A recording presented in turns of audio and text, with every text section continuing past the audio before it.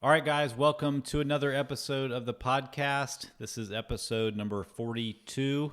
I don't think there's any Dave Matthews Band songs with the number 42 in it like last week with 41. Hey, if you didn't listen to last week's episode, number 41, go check it out. It's a pretty popular episode, and we got some funny feedback from it. We talked about whether certain topics are over or underrated, and we did not agree on everything, and that kind of made people laugh. So if you missed that episode, go check it out.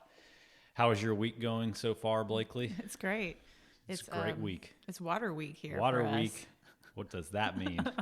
Tell people what Water Week means to us. I'm excited about it. We've had a lot of water issues since we moved out here to the country, and we're on a well from very stinky water. Like half of our hot water in the house doesn't even work. And hard water. Hard water? Hard water. Like, we had a guy come test our water because you can just tell washing your hair. It's the texture of my hair has changed. My skin is dry. Everything. The cups are just like ruined with white, like chalkiness. And he goes, "You have extremely hard water. Your rating is a 107 on the scale." And I was like, "Well, what should it be?" And he's like, a 0 or a 1. So no wonder my hair is so kinky lately and so coarse. We just washed our dogs in it. Their hair is all messed up too. So anyway. So why is it Water Week Because though? all those issues are getting solved this week. All right. The hard water guys coming today. 2 days from now, The hot water heaters are getting fixed. See, out here you got to have a guy for the hardness of the water, then you gotta have another guy for the smell of the water. So hopefully by Friday we'll have great water. Yeah. Well, we can always go bathe in the creek if it comes down to it. I don't think so. Anyway, yep. I'm looking forward to that. Yep, me too. It's all good though. We do have some showers that have hot water in the house, so it's not like we're over here not bathing. Yeah. We're just bathing in stinky water. I would rather. They say the stinky water has no, like, it's not bad for you. It just stinks. Yeah. I mean, it seems like it's just bad for those around you. It seems like I'm like washing my hands and it's like, it stinks. Is this water clean? But honestly, I'd rather have stinky water than this hard water. The hard water situation is out of control. I'm like ruining dishes I've had since we've been married 20 years here, and like it's gross. Yeah. Well, is that all we want to talk about today? Just the hard water. All right, we'll catch you guys next week. Maybe anybody has some advice on this? All right, well, let's get into what the actual topic of the day is. Okay. This is something that I think is going to be really good, and we've talked about doing this before, and we're finally doing it. So we're going to talk about some of the habits of our most successful clients. So we pulled up each of our client lists. We looked at like who's killing it, who's killed it in the past, and what are the common threads of these people? What are they doing? And our point in this is just to kind of show you what we see from behind the scenes. Yeah, we've had this like cool like window into other people's lives for the last few years, and it's like we're giving you advice from them, even though they're not directly giving it to you. We've just noticed common threads in what our most successful people are doing. So we're going to relate that information to you guys. Yeah, so if you don't like it, don't blame us. We're not telling you to do these things. No, but seriously, like when you want to accomplish something in life, you know, there's people who have already been down that road that you want to go down. So surrounding yourself with those people and then, you know, following the behaviors that they used to get them there are pretty much a surefire way for you to head off in the right direction. So that's kind of our point. And that was the cool thing, is each point that we thought of, we could think of many, many clients that are doing those same things. So it's not just like one client is an outlier and they're killing it because they're doing this one thing differently. Like a bunch of clients are doing the same things, and they're the people that are really killing it and getting results. Yeah, and I guess I would also want to point out before we start that, like, as we mentioned people and we talk about these things, that doesn't mean they started off with that, you know, like maybe they built to that over time, and that, you know, that's what's led to their results. Because it's not like flipping a switch where you just go from one point to, you know, what all the things we're going to hit on. So don't be discouraged if you hear one of these things. Know that you can change over time and get down this road. All right. I have a question before we start. What? If anybody wears Beats headphones, I just got these Beats headphones, and I've always had a fairly large head, like in size. And like, it's like an orange on a toothpick. Like I had to have like a men's cowboy hat one time when I went to the rodeo when I was younger. Like I couldn't fit in the women's size. But anyway, I am at max capacity on how you spread these headphones out, and they are like, Yeah. it's crushing like her. they hurt. They hurt. So what is the question? So did I get a child size, or do I just have How a would they big know? head? I don't think there's a child size Beats headphone. Those are not child size. Does We'll just I leave was it at like, that. does anybody else have this problem? Like, Yeah. or maybe Beat that. I guess my question is maybe Beats headphones just run small. Yeah, like a shoe. They just run small, and like I'm normal. Yeah. So I'll put a link in the show notes for you to tell Blakely if she has a big head or not. If you want to watch the YouTube version of this, why don't you turn towards the camera so people can size up your head? I'm at max capacity. You're stretching it out. All right, let's get into the first one here. You want to take this one? Sure. So one of the things I've noticed is successful people adjust the plan. They don't scrap the plan. So they start out with a plan. They stick to it for the most part. And if something comes up, they make a quick adjustment on the fly rather than throwing the plan out the window. Mm-hmm. Okay? What's an example of this with somebody you can think of? So with, our custom clients, when we start with them, we have like, okay, how many days a week do you want to work out? What days of the week do you want to work out? And so we have a very specific plan for them. And for those that have been successful for months and months and months, they've like pretty much stick to that plan. But when things come up, we just make an adjustment to like the days of the week, the like type of workout we're doing, like the length of the workout, just as needed, so that we're still sticking with our plan. We just are making these tiny adjustments, so that we're not just like throwing everything out the window when something comes up. Mm-hmm. It's like if you have your plan to work out Monday, Wednesday, Friday, Saturday, and for some reason you can't work out on Friday and Saturday.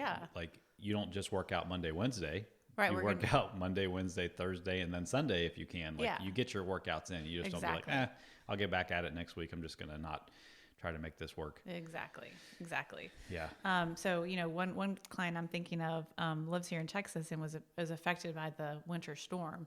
And even during that time, she was just like, okay, I'm going to work out during candlelight with rolling blackouts, just when different things have come up, she's just really just made an adjustment. I can't think. She's one of our most successful clients as far as like compliance. She's one of our oldest clients.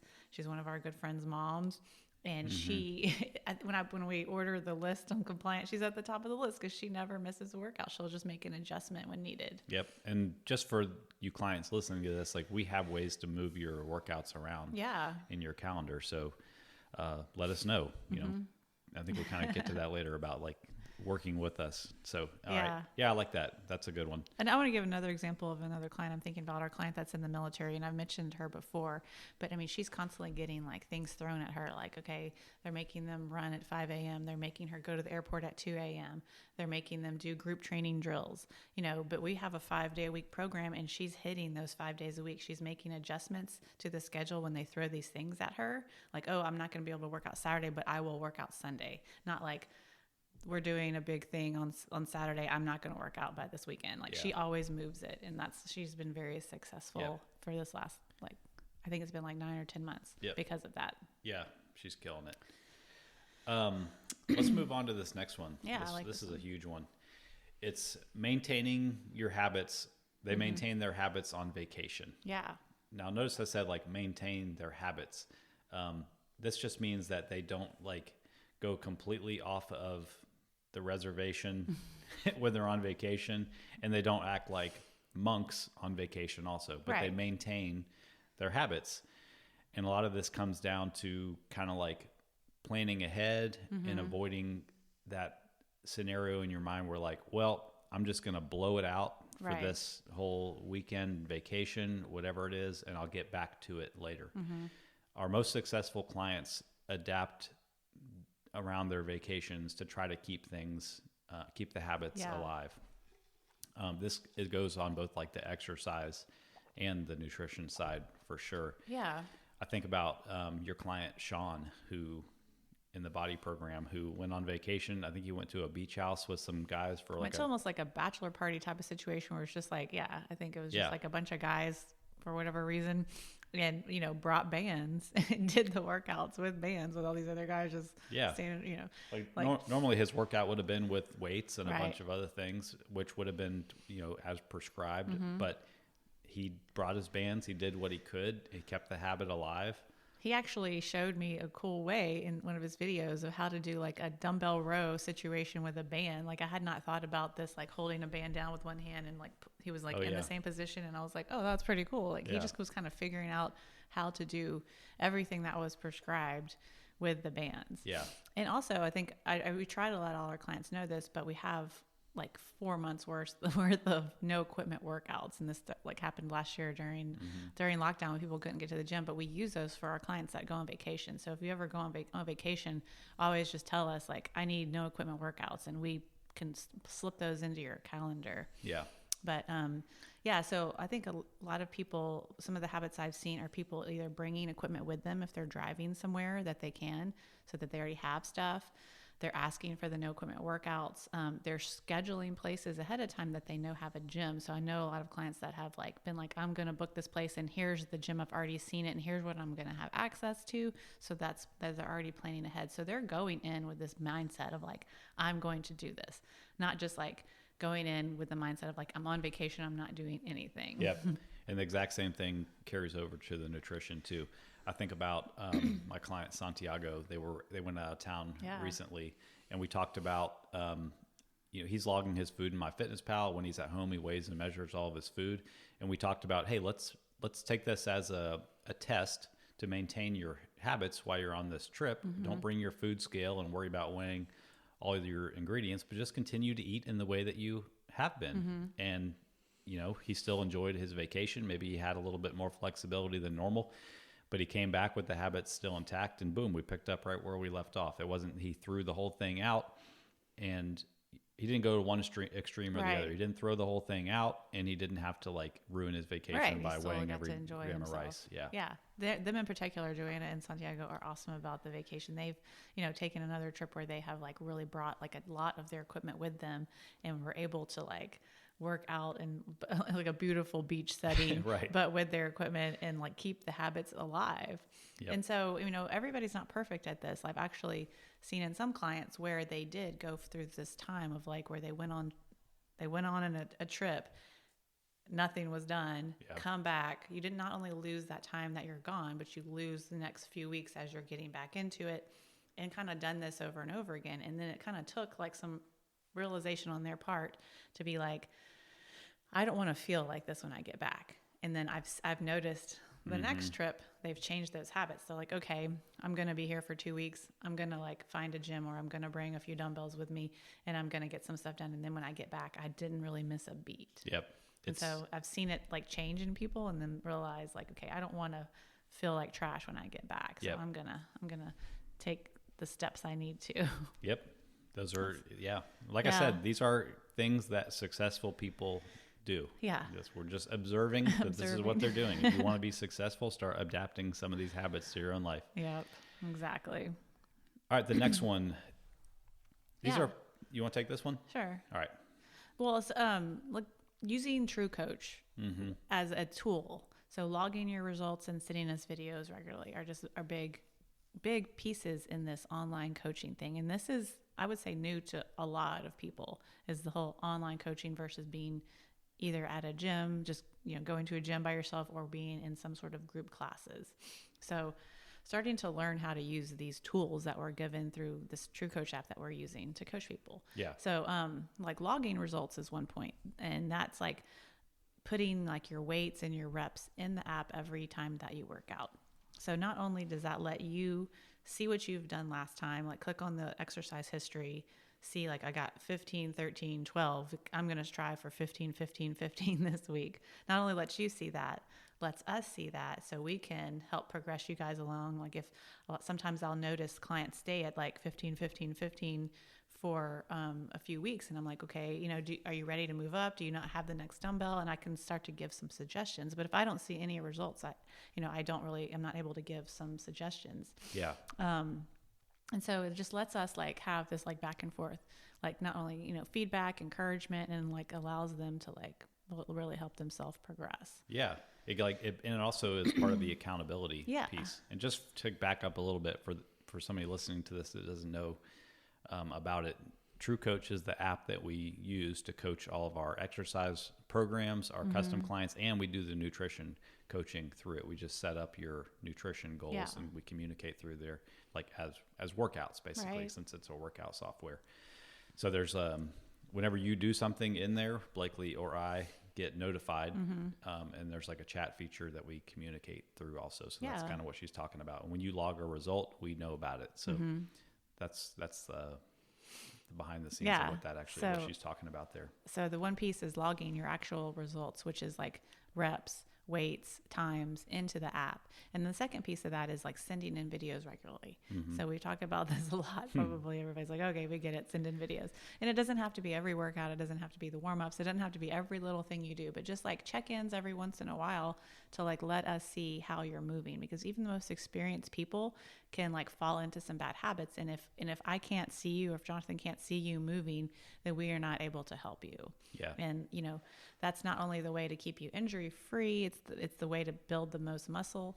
And in a lot of cases, I've noticed people moving like really like fast, and I'm able to like speed up their progress, because I'm like, okay, that's way too light. Let's go up like 10 or 15 pounds next time. Particularly like dumbbell rows, I'll notice this. I'm like, you are whipping that weight off the ground. That is way too light. But if I didn't see that, they would have just like stayed at that weight till they got to the, you know, top of the hard set range, which is around 15 reps. And then they would have moved up 5 pounds.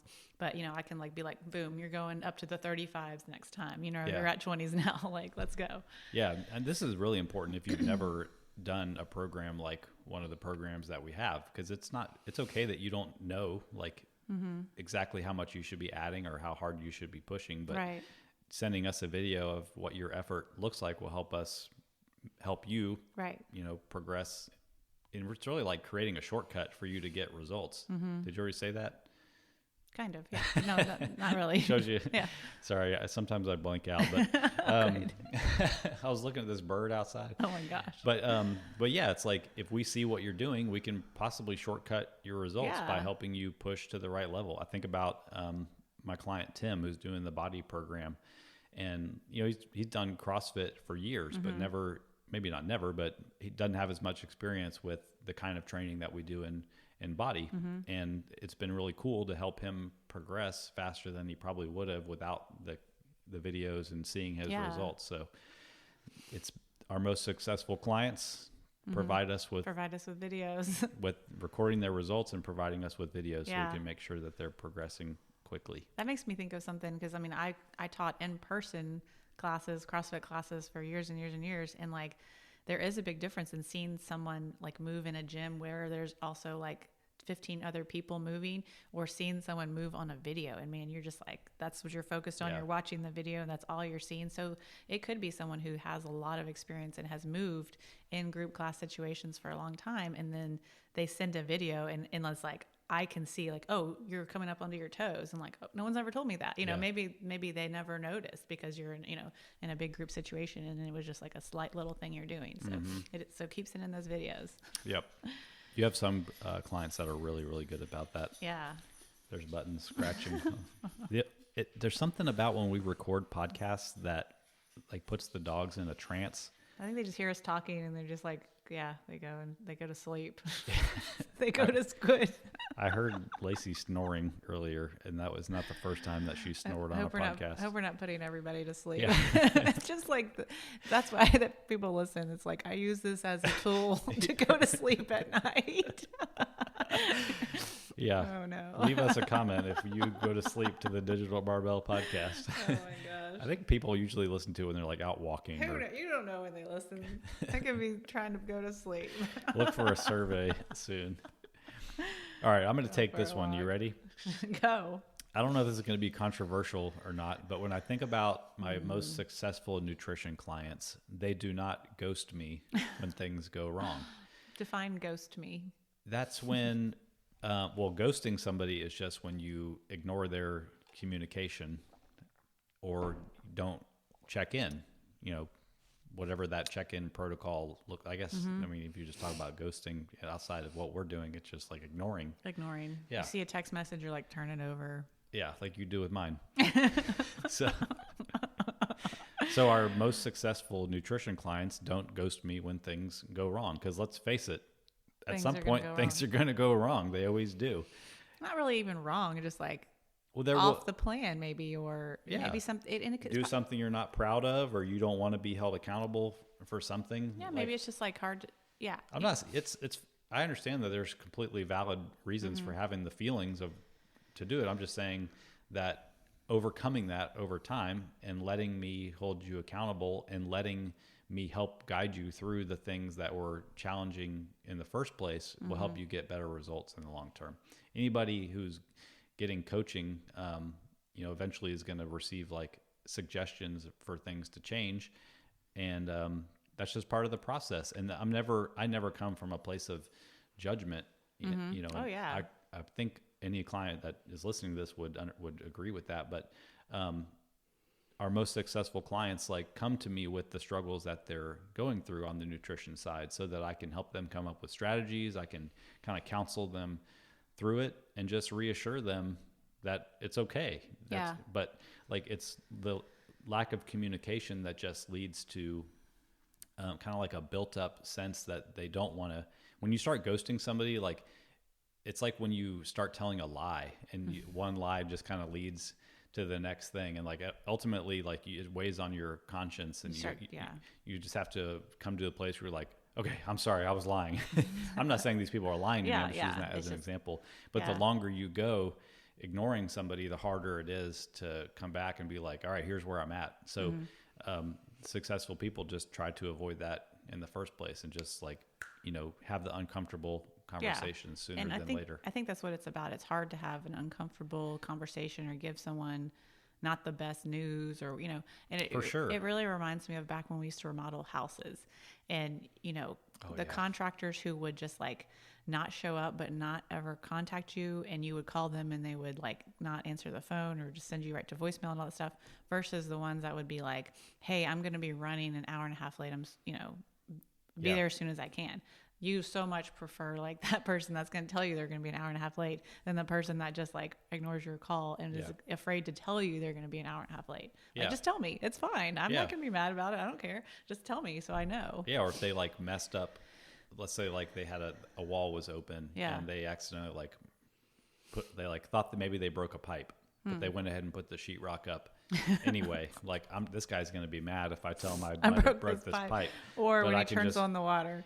Yeah, maybe it was just a little small leak. But no, I mean, everybody would rather just know the truth, so that they can come up with a plan. And there's like, forgiveness is almost instant. So in that case, so. But it's this thing. I think I do. I mean, I do the same thing if I'm like, oh, I have to like tell this person something. It's like you kind of avoid that conversation for as long as you can because it's not comfortable. Yeah. But it's just, I think if you got into the habit of like, let me just rip this Band-Aid off, then you really like what I learned for myself is like you just relieve yourself of stress because it does build up, even if it's something silly. Like I'm not going to make it home for Easter or whatever the thing is, and you just don't want to tell your mom that or something. Yeah. And like you're like, okay, I'll call her later, and then I'll call her tonight, and then I'll call her the next day. But this whole time you're not calling, you're just like building up a little bit of anxiety in yourself. It's like it doesn't even need to happen. Yep. So if you want to be successful, don't do that. Or just say the most successful clients don't do that. Let me phrase it that way. All right. I'm going to take this one too. All right. The most successful, I guess you could put this on the exercise and the nutrition part. And I guess this ties into with what we talked about recording your results. But the most successful clients, they focus on the process and not just the goals. It's kind of like falling in love with the things that ultimately get you the results. Not the goal itself. Right. Yes. Like having a goal, but not fixating on the goal. It's like kind of enjoying the steps that go into the process of ultimately getting to the goal. And you find other little micro wins and goals along that way. These are things like logging your weight every day, whether you want to or not. If we're taking food pictures, it's actually doing the food pictures. If you're logging your food, it's actually doing it and doing it accurately. I should add that in as a caveat. It's taking your progress pictures. It's being interactive with me and asking me any questions that you have as part of the process. Yeah. We have a lot of clients up in Philadelphia, and this saying is not unique to Philadelphia, but they abbreviate it, and they all just say trust the process, and they say TTP. And several of our clients up there, I can think of Matthew and I can think of Ray and Chuck, like very often in their communication with me, they say TTP and they're getting results because of it. They're trusting the process. I wonder if that's from a sports team or something. I think it is. I should know, but I don't. Eagles. It could be the Eagles, yeah. I always think of Silver Linings Playbook when I think about the Eagles. Me too. But so they do the things that go along with getting the result. They participate in the coaching, they trust the process, and they focus on the process along through the journey. Yeah, for sure. I'm sure you see that on the exercise side too, and I see it with my training clients too. And it goes along with just like using these tools that are like the True Coach app, the tools that we're using to coach people online. Like you've hired an online coach, so using all the tools that you're provided is going to get you the best results. Like even if it seems like, oh, it's wasting my time to log my weight in True Coach, it's already in my fitness pal, but it's like using all the tools that are available to you will get you the best results, because we can help you the best. You kind of get into these habits, really just like help streamline the process. I always notice all the parallels between fitness and nutrition and finance and people who succeed with money. And let's say you want to save up to buy something, and the thing you're going to do, the process you're going to use to save up and buy something is having a budget.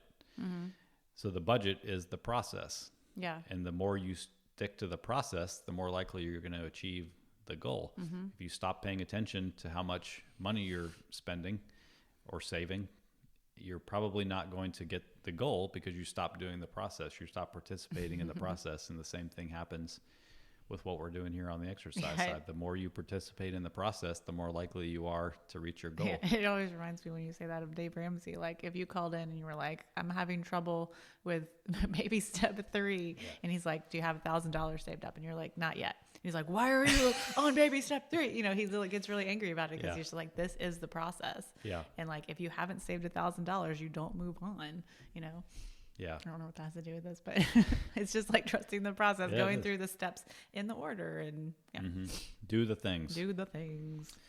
Another thing that the most successful clients do, this is probably not shocking, is they plan ahead. Planning. Yeah. They don't wing it. They just don't. Sometimes they do, but overall they just don't wing it. Right. This is things like they have a water bottle. You're much more likely to drink your water if you plan ahead by having a water bottle.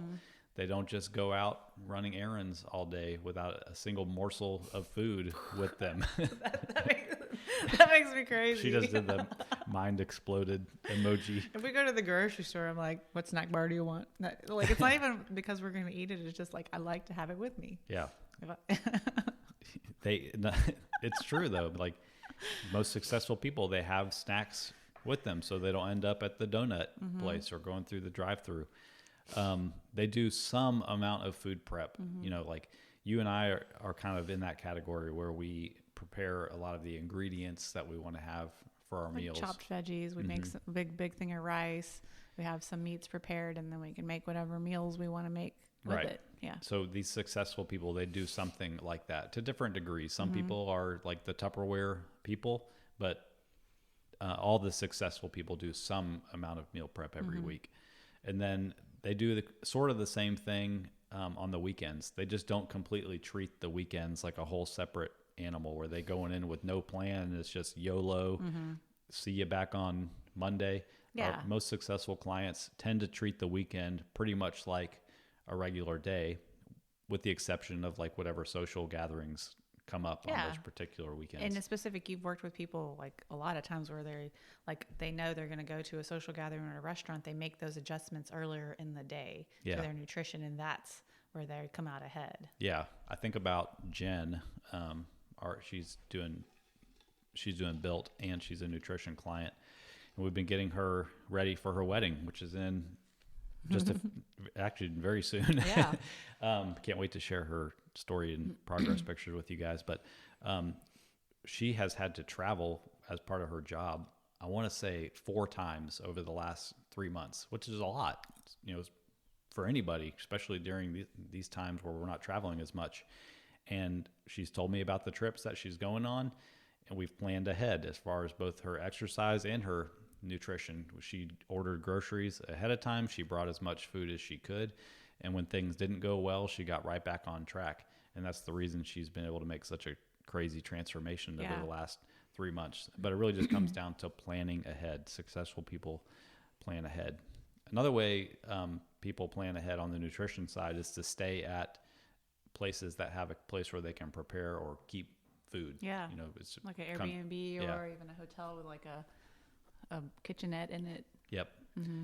And then also some of the most successful nutrition clients, they do two things. They tend to eat roughly the same thing most days. And if they don't, they, keep it kind of in their wheelhouse. And they also tend to pre-log their food in MyFitnessPal ahead of time if they're logging food. And I think the main reason that leads to success most of the time is because it just shows you if you're going to be running into trouble ahead of time. Like, you're going to go out to a dinner, they kind of plug in what they think they're going to eat. They're like, oh shoot, like if I eat that, I'm going to be way over on calories, and I don't want to be because I want to stay on track. So they, make an adjustment. And like we don't work with any professional athletes who have to know their food down to the calorie or the gram. The point is they're not just throwing the plan out the window. Yeah. They're planning ahead and then making adjustments to try to stay as close as they can. The goal, Try to stay as close to the process as possible so they can get the goals. Yeah, I remember when I was logging regularly in MyFitnessPal, I would love to. That was like my way was to pre-plan every day in the morning. I would just like put everything in. What are we having for dinner that night, and like kind of work backwards. And it's like both so that you're eating enough and not too much. Yeah. Like, oh, we're gonna have like a heavier fat meal tonight, so let me like not have this snack. Let me have this snack instead of like less fat. Something like that. Just make a little adjustments. Otherwise, if I just ate regularly and then the meal, it would definitely go over. Yep. And just doing that one time isn't that big of a deal. But if you're the kind of person who never plans ahead, you're going to be doing that all the time, and you're just not going to get results. Right. And then the last thing is, I would say the most successful clients, they work kind of in a routine. They kind of get in a groove, and they repeat these behaviors day to day with small variations. Without a lot of deviation. It looks different for everybody because everybody has a different lifestyle, but they tend to work out at the same time every day. They tend to eat at about the same time every day. And like I said, they tend to eat mostly the same foods. Like, you only have so much energy to spend on making decisions every day. So the more things that you can build as a habit or as a routine, kind of puts those things on autopilot.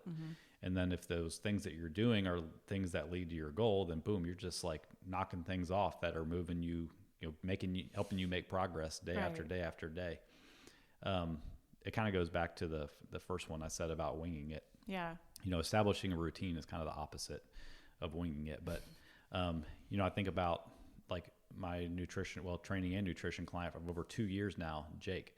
And when he's on his game, like, I look through his food log and there's not a whole lot of variation. And then when I open up somebody's nutrition tab in TrueCoach, it kind of puts things on a chart and shows me all their protein, carbs, fat, fiber, and calories before I even look at their food log. And I can just see with, the consistency based on those actual numbers.